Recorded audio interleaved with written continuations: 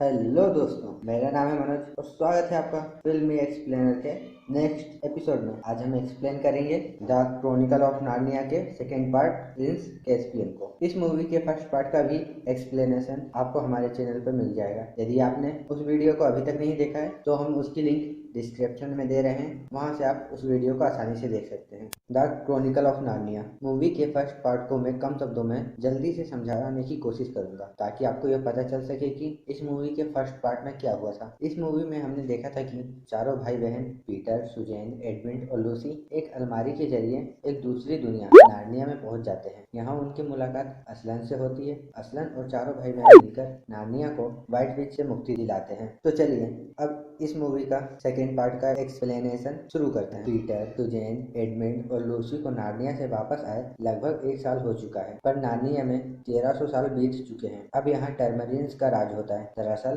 टर्मरिन्स इंसान ही हैं जो समुद्र में रास्ता भटक जाते हैं और एक गुफा से होते हुए ये लोग नार्निया में पहुंच जाते हैं। फिर वो लोग नार्निया से वापस नहीं जाते, इसलिए वो नार्निया में ही बस जाते हैं। कुछ 100 सालों बाद इनकी संख्या ज्यादा हो जाती है और ये लोग नार्निया पर अपना अधिकार जमाने लगते हैं और नार्निया पर कब्जा कर नार्निया के असली बासिंदों पर काफी अत्याचार करते हैं और उन्हें जान से मारने लगते हैं। अब नार्निया के लोगों की संख्या काफी कम हो गई थी, इसलिए वो लोग टर्मरिन्स के डर से जंगलों में रहने लगते हैं। मिराज नार्निया का अस्थायी राजा होता है। नार्निया का असली राजा मिराज का बड़ा भाई होता है, जिसकी मौत हो जाती है। उसकी मौत के बाद मंत्रिमंडल यह निर्णय करता है कि उसके बेटे कैस्पियन को प्रिंस और मिराज को अस्थायी राजा बना दिया जाए। जब प्रिंस 18 साल का हो जाएगा तो उसे राजा बना दिया जाएगा। मिराज के घर में बेटा पैदा होता है और वह अपने बेटे को राजा बनाने के लिए कैस्पियन को जान से मारने का प्लान बनाता है, मगर इस प्लान के बारे में कैस्पियन के टीचर को पता चल जाता है और वह कैस्पियन को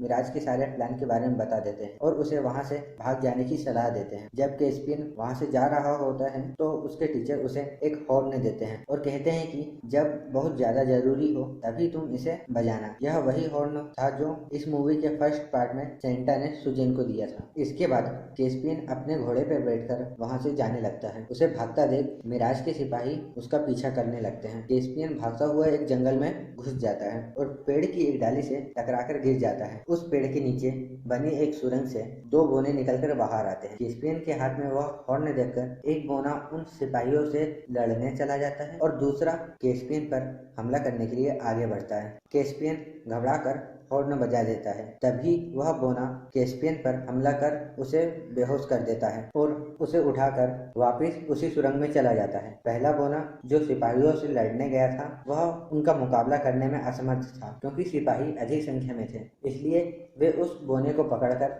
मिराज के पास ले जाते हैं। इधर चारों भाई बहन एक रेलवे स्टेशन पर बैठे होते हैं। तभी उन्हें कुछ अजीब सा महसूस होता है और वो सभी नार्निया में आ जाते हैं और यह सब कैस्पियन के द्वारा बजाए गए उस हॉर्न के कारण होता है। यहाँ आकर वो लोग देखते हैं कि पूरे नार्निया के साथ साथ उनका महल कैर पेरावेल पूरी तरह तबाह हो चुका है। फिर वो लोग उस महल के गुप्त खाने में जाते हैं जहाँ उनके पोशाक और अस्त्र शस्त्र रखे हुए थे। वे लोग अपनी पोशाक और हथियार लेकर यह जानने के लिए वहाँ से चल देते हैं कि यहाँ हुआ क्या था। इधर मिराज के मंत्रिमंडल को मिराज पर शक हो जाता है कि कैस्पियन को मिराज ने ही गायब किया है। तभी सभा में सिपाही उस बोने को लेकर उपस्थित होते हैं। सभी लोग उसे देखकर हैरान थे, क्योंकि उन्हें लगता था कि सभी नार्नियंस खत्म हो चुके हैं। मिराज मौके का फायदा उठाता है और उस बोने पर कैस्पियन को गायब करने का झूठा इल्जाम लगा देता है और वह कहता है कि देखिए, नार्नियंस अभी जिंदा है और हो ना हो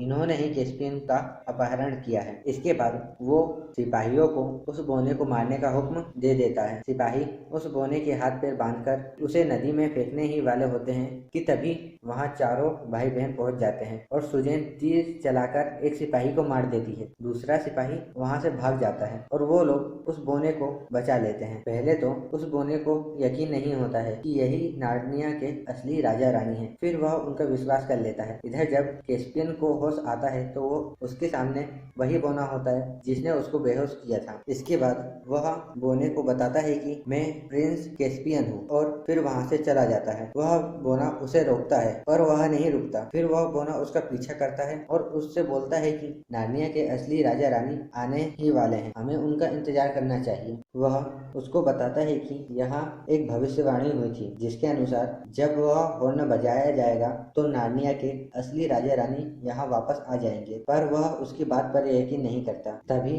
उन पर मिराज के आदमी हमला कर देते हैं और एक छोटा सा चूहा आकर उन्हें बचा लेता है और फिर उन्हें बाकी बचे नार्नियंस के पास लेकर जाता है। सभी नार्नियंस कैस्पियन को मारना चाहते थे क्योंकि वह टर्मेलियंस के परिवार से था, पर जब वह बताता है कि मेरे साथ खुद गद्दारी हुई है, मेरे चाचा ने ही मुझे मारना चाहा पर मैं उनके जैसा नहीं हूँ, आप मेरे पूर्वजों की सजा मुझे क्यों दे रहे हैं। फिर वह यह भी कहता है कि यदि मैं राजा बना तो आप सभी पर कोई भी पाबंदी नहीं होगी और आप सब आजाद होंगे। सभी उसकी बात से सहमत होते हैं। फिर वो लोग कैस्पियन को अपना सेनापति चुन लेते हैं क्योंकि कैस्पियन भी अपने चाचा से बदला लेना चाहता था। चारों भाई बहन जब बाकी बचे हुए नार्नियंस के पास आ रहे होते हैं तो वो लोग देखते हैं कि टर्मेलियंस नार्नियंस पर आक्रमण करने की तैयारी कर रहे हैं। तभी लूसी को असलन दिखाई देता है। जब सब लोग उस तरफ देखते हैं तो उन्हें कोई दिखाई नहीं देता। फिर लूसी कहती है मैंने अभी सच में असलन को देखा है। तब वह बोना कहता है कि जब से आप लोग यहाँ से गए हैं तब से असलन को भी किसी ने नहीं देखा और नार्निया के पेड़ पौधों ने अपनी जादुई शक्तियाँ खो दी हैं। इसके बाद वो लोग बचे हुए नार्नियंस के पास पहुँच जाते हैं। सभी लोग उन्हें देखकर खुश थे। फिर वो लोग स्टोन टेबल के पास जाकर मीटिंग करते हैं और वो लोग ये योजना बनाते हैं कि हमें अभी रात में महल पर हमला कर देना चाहिए क्योंकि मिराज की आधी सेना अभी महल से बाहर है। कैस्पियन उसकी बात से सहमत नहीं होता है। तभी लूसी कहती है कि हमें असलन का इंतजार करना चाहिए। तब पीटर बोलता है कि हमने असलन का काफी इंतजार कर लिया, वो नहीं आएगा, अगर आना होता तो अब तक आ जाता। फिर वो लोग महल पर आक्रमण कर देते हैं। कुछ लोग बड़े बड़े पक्षियों के सहारे महल के अंदर पहुंच जाते हैं और फिर महल के गेट को खोल देते हैं जिससे बाकी की सारी सेना महल के अंदर आ जाती है।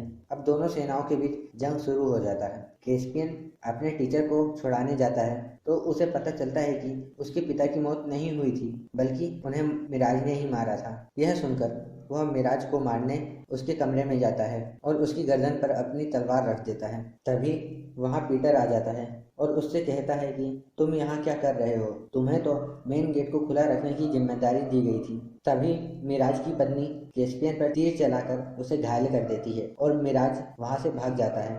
इधर मिराज उस गेट को बंद करने का हुक्म दे देता है। तब पीटर अपनी सेना को वापस चलने के लिए कहता है लेकिन वह गेट बंद हो जाता है और उसकी आधी सेना महल के अंदर ही फंस जाती है और उन्हें बड़ी ही बेरहमी से मार दिया जाता है।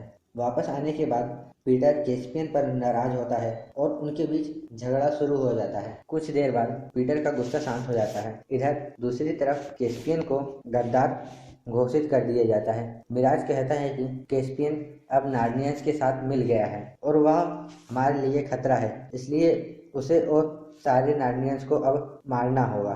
कैस्पियन को गद्दार घोषित किए जाने के बाद उसे यानी मिराज को अस्थायी से स्थायी राजा बना दिया जाता है। अब पूरी सेना पर उसका कंट्रोल था, इसलिए वह अपनी सेना को नार्नियंस पर आक्रमण करने का हुक्म देता है। अब उसकी सेना नार्नियंस के ठिकाने की तरफ चल देती है। इधर कैस्पियन अपनी गलती के कारण उदास होता है। तभी वह बोना जिसने उसे बेहोश किया था उसके पास आता है और बोलता है कि मैं जानता हूँ कि तुम दुखी हो क्योंकि तुम मिराज को नहीं मार सके। क्या हुआ अगर असलन यहाँ नहीं है? हमारी सेना छोटी है पर हमारे पास एक ऐसी ताकत है जिससे हम मिराज को आसानी से मार सकते हैं, उसे हरा सकते हैं। कैस्पियन जब पूछता है कि वह कौन सी ताकत है तो वह बोना उसे स्टोन टेबल के पास ले जाता है। वहाँ दो बोने और आ जाते हैं और अपने जादू से व्हाइट विच को जिंदा करते हैं। व्हाइट विच को पूरी तरह से जिंदा होने के लिए किसी आदमी के खून की एक बूंद चाहिए होती है, इसलिए वह कैस्पियन को अपने वश में कर लेती है और उससे कहती है कि तुम मुझे अपने खून की एक बूंद देकर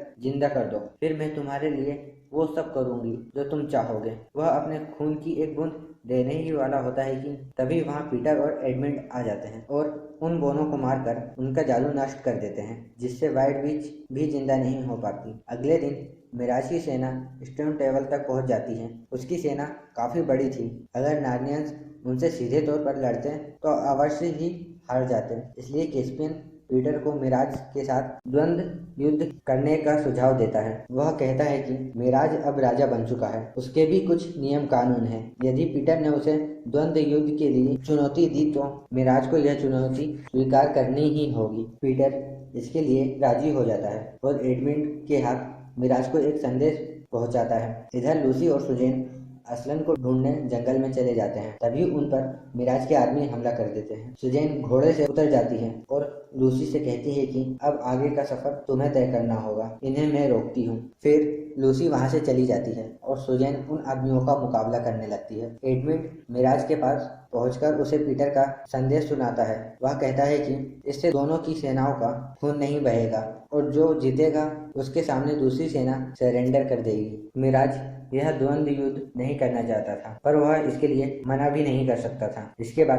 पीटर और मिराज के बीच द्वंद्व युद्ध शुरू हो जाता है। पीटर उसे हरा देता है, पर वह उसे नहीं मारता। वह यह मौका कैस्पियन को देता है, क्योंकि मिराज ने ही कैस्पियन के पिता को मारा था। कैस्पियन भी उसे नहीं मारता। वह मिराज से कहता है कि जाओ, मैंने तुम्हें जीवन दान दिया, मेरा मेन मकसद है नार्नियंस को उनकी आज़ादी वापस लौटाना। तभी मिराज का एक आदमी मिराज के पास आता है और उसे चुपके से सुजैन के तीर से मार देता है। फिर वह मिराज की सेना से बोलता है कि नार्नियंस ने धोखे से हमारे राजा मिराज को मार दिया। यह सुनकर मिराज की सेना बौखला जाती है और वह नार्नियंस पर हमला कर देती है। इधर लूसी को असलन मिल जाता है। वह उसे देखकर बहुत खुश हो जाती है और उससे कहती है कि मुझे पता था कि आप जरूर आओगे, लेकिन आप अब तक कहाँ थे? आप पहले क्यों नहीं आए? अगर आप पहले आ गए होते तो आज नार्नियंस की यह हालत नहीं होती। तब असलन कहता है कि समय की धारा को कोई नहीं पकड़ सकता, वह अपने हिसाब से बहती है। क्या होता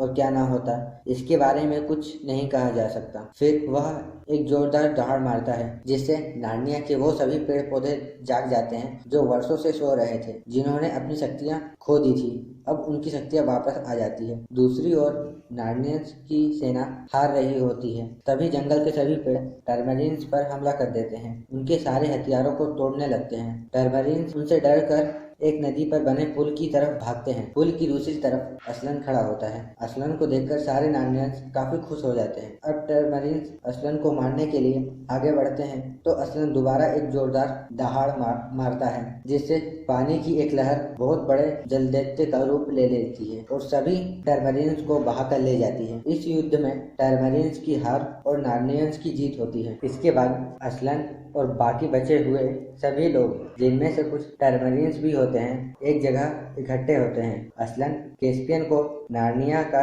राजा बना देता है और फिर उन्हें बताता है कि हमारे असली राजा रानी जिस दुनिया से आए हैं वहीं से टर्मरिन्स भी आए थे। वो लोग समुद्री टेरे थे जो एक गुफा के द्वारा नार्निया में आ गए, और अब जो लोग अपनी दुनिया में वापस जाना चाहते हैं वो जा सकते हैं, और जो यहाँ रहना चाहते हैं उन्हें नार्निया में अमन और शांति कायम रखनी होगी। इसके बाद एक पेड़ घूमने लगता है और दूसरी दुनिया में जाने का एक दरवाजा खुल जाता है। कुछ टर्मरिन्स ही अपनी दुनिया में वापस जाते हैं, बाकी वहीं रुक जाते हैं। फिर असलन उन लोगों को बताता है कि अब चारों भाई बहनों को भी वापस अपनी दुनिया में जाना होगा, और वह यह भी बताता है कि पीटर और सुजैन अब नार्निया में वापस नहीं आ सकते, क्योंकि उन्हें जो सीखना था वो उन्होंने सीख लिया है। एडमंड और लूसी शायद यहाँ दोबारा वापस आ सकते हैं। इसके बाद चारों भाई बहन वापस अपनी दुनिया में उसी रेलवे स्टेशन पर वापस आ जाते हैं जहाँ वो लोग अपनी ट्रेन का इंतजार कर रहे थे। तभी उनकी ट्रेन आ जाती है और वो लोग ट्रेन में चढ़ जाते हैं। तभी एडमंड बोलता है, ओह नो,